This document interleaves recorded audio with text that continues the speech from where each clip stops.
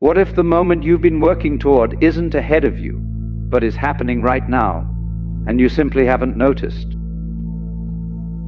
Have you ever truly considered the burden of your own earnestness? I mean, really sat with that question. Because isn't it strange? No one ever formally appointed us to be the solemn guardians of reality, yet here we are, moving through our days as if the entire cosmos depends on the outcome of our daily checklist, wearing our fatigue like a medal of honor. We suffer with a kind of professional dedication, don't we? As if anguish were a career path we all chose. How are you? Oh, swamped, overwhelmed. We announce it with a peculiar pride, a badge proving our significance. The illusion of progress is we are waiting for a finish line that doesn't exist. We are running a race where the horizon keeps moving.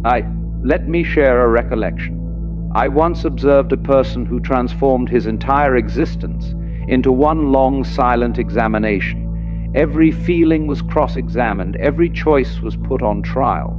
Is this correct? Am I feeling the appropriate thing? Should I be further along by now?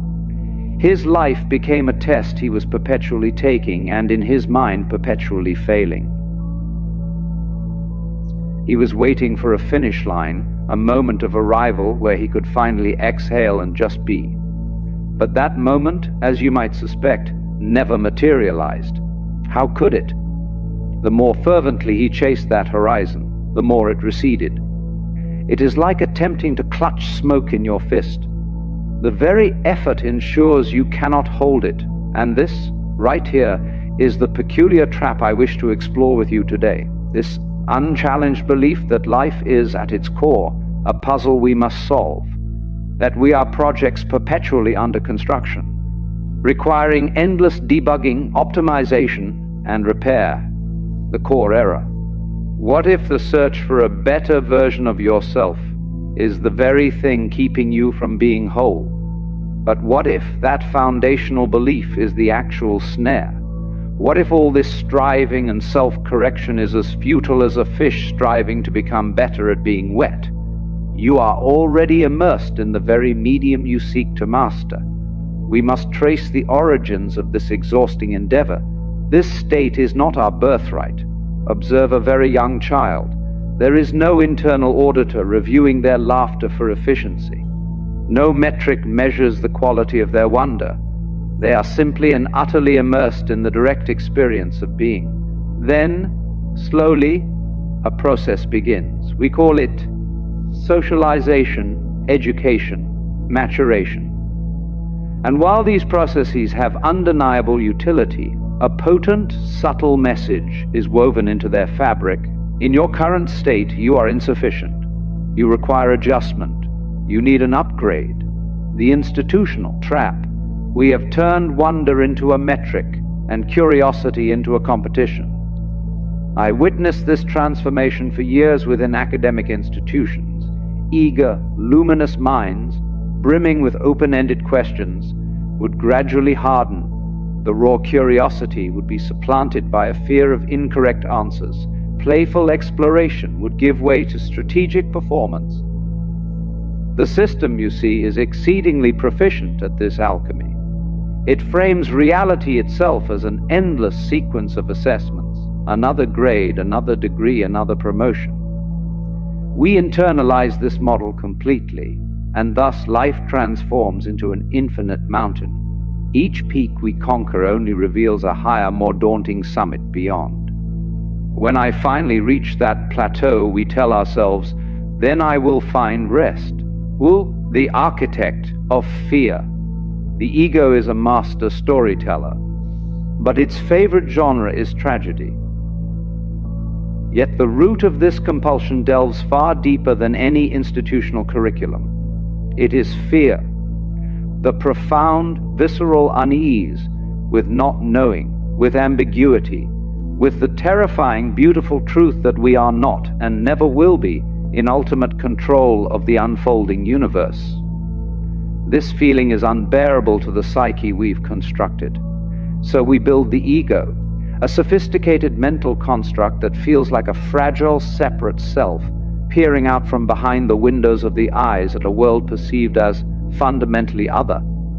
This entity, this character in our mind's story, must then engage in a lifelong campaign to strategize, to defend its borders, to accumulate proofs of its worth and security. The invisible barrier, the defender, creates the very threat. It spends its life fighting. The ego narrator is a masterful, persuasive author. It crafts a compelling tale. You are a discrete entity in here. The world, with all its threats and promises, is out there. Your safety and happiness depend on your ability to control and arrange the external. It promises that a deep, abiding peace will descend once you finally arrange the mosaic of your life into the perfect, harmonious picture. But please, look closely at the exquisite paradox here.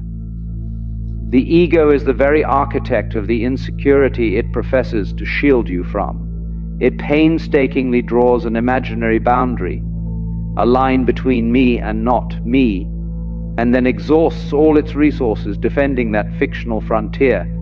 The tree and the leaf. Separation is the greatest hallucination of the human mind.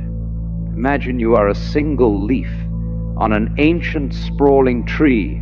This leaf might look upon itself and think, I am alone, I am delicate, vulnerable to every passing breeze and storm. I must strive to be the strongest, greenest, most resilient leaf to ensure my survival.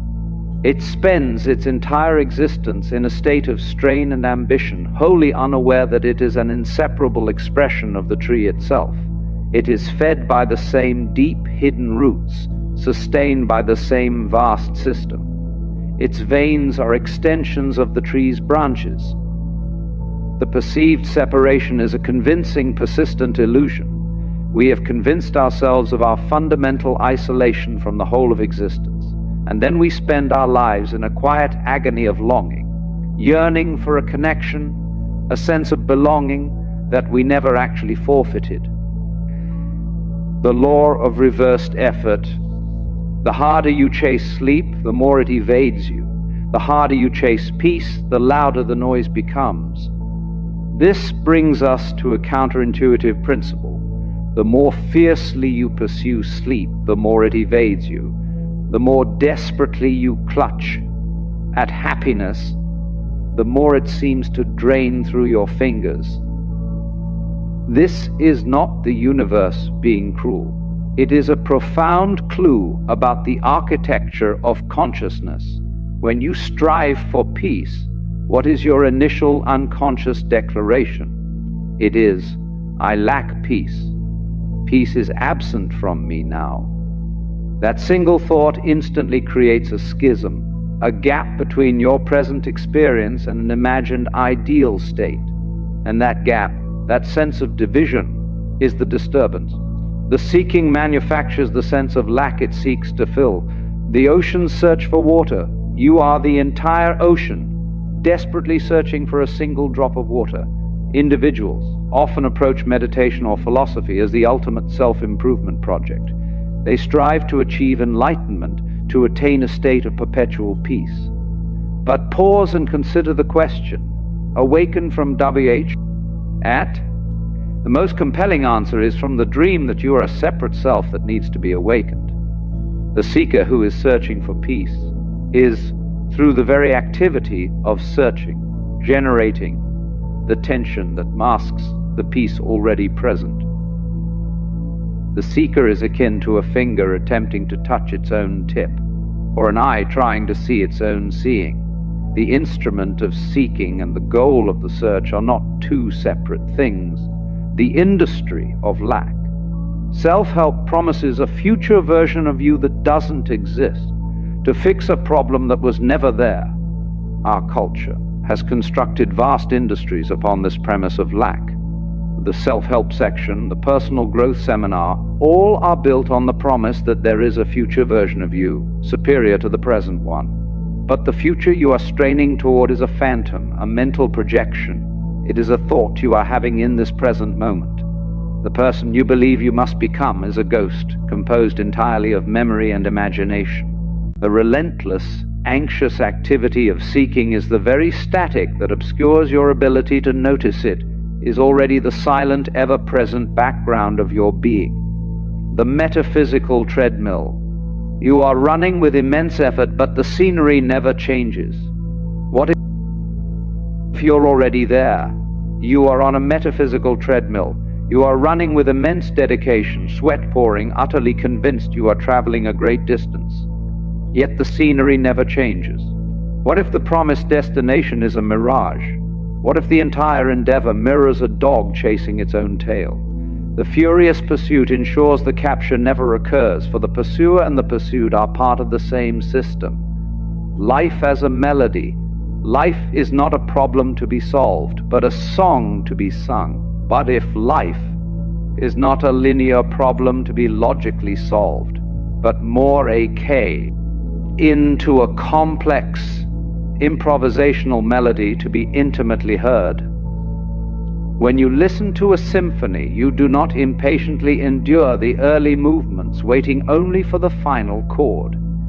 The beauty is embedded in the hearing itself, in the rise and fall of each phrase. Or consider the art of dance. A truly gifted dancer is not focused on reaching the other side of the stage as quickly as possible. The movement itself, the flow, the grace, is the entire point. The dancer is not going somewhere, they are being the dance. The rivering. A flower doesn't bloom to win a competition. It blooms because it is its nature. Life is an ongoing occurrence.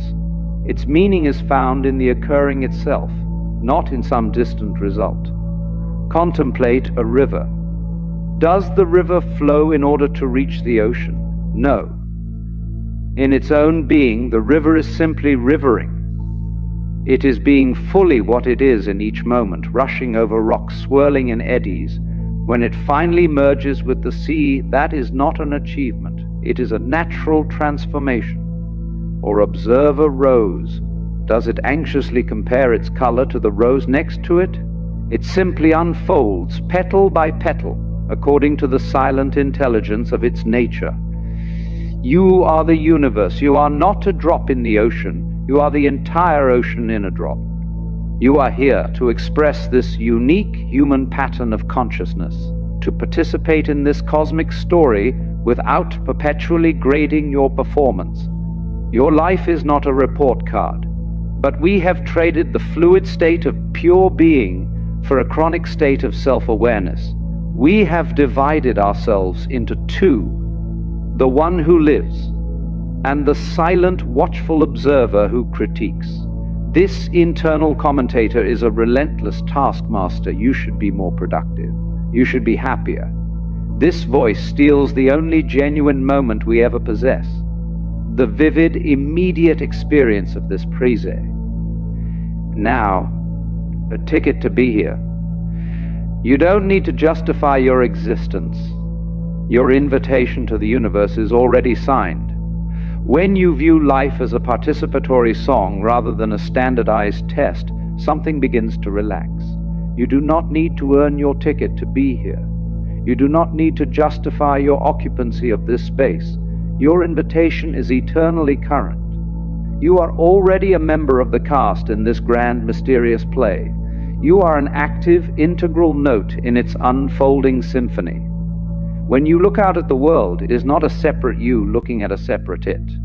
When you see, the universe is perceiving itself. When your hand touches another, it is the universe touching itself. The greatest secret. The secret is that there was never anything outside of yourself to find.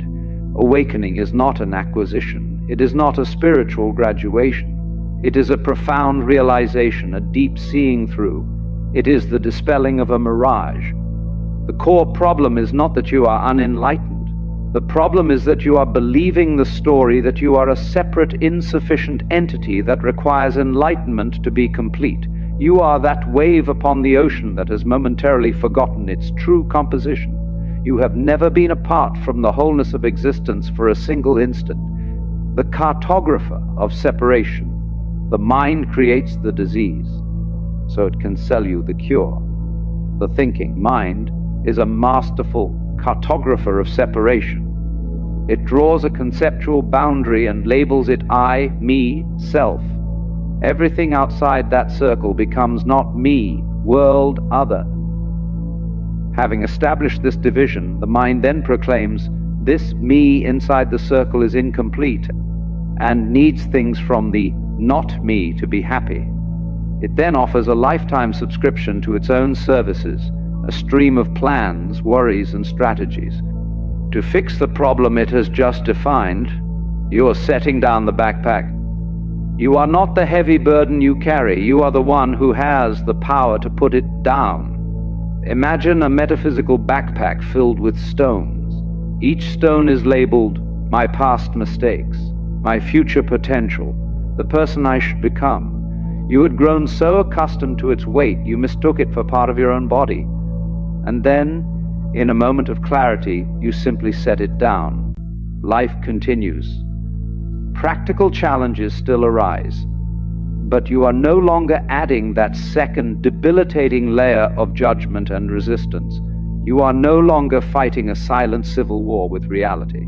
The conflict ceases, not because the world changes, but because your relationship to it transforms. The intelligence of water. Water doesn't argue with a rock, it simply flows around it. This shift does not imply passivity. It means your vital energy is no longer being consumed by internal conflict. Your actions become like the movement of water, adaptive, intelligent, and powerful without aggression. A childlike sense of simple enjoyment reemerges, not the pursuit of happiness, but the enjoyment of being. You can taste a piece of fruit and be fully with the flavor. You can engage in a conversation without the internal monologue analyzing how you are being perceived. This is a tangible flavor of freedom. The cosmic joke. We were searching the entire cosmos for the one who was doing the searching. With this shift, you may sense the quiet laughter of the cosmic joke. Here we were, magnificent expressions of a universe, lost in the self-constructed dramas of our separate selves. We were trying to get it right, while all around us existence was unfolding with flawless grace. Stars shine without seeking approval. Trees grow without a 5-year plan. Rivers carve canyons without strain. We were searching in every corner for the very thing that was the searcher. Retire the inner dictator. You don't need to improve. You need to realize you are already complete. On the surface, nothing needs to change. Your responsibilities will likely continue, but the inner dictator, that voice of chronic anxiety, can be retired, not through a battle, but through a gentle disregard. You learn to see it for what it is, a conditioned thought pattern, a mental habit, a convincing but fictional narrator. You cease granting it the ultimate authority over your sense of being. There is no solid entity to perfect.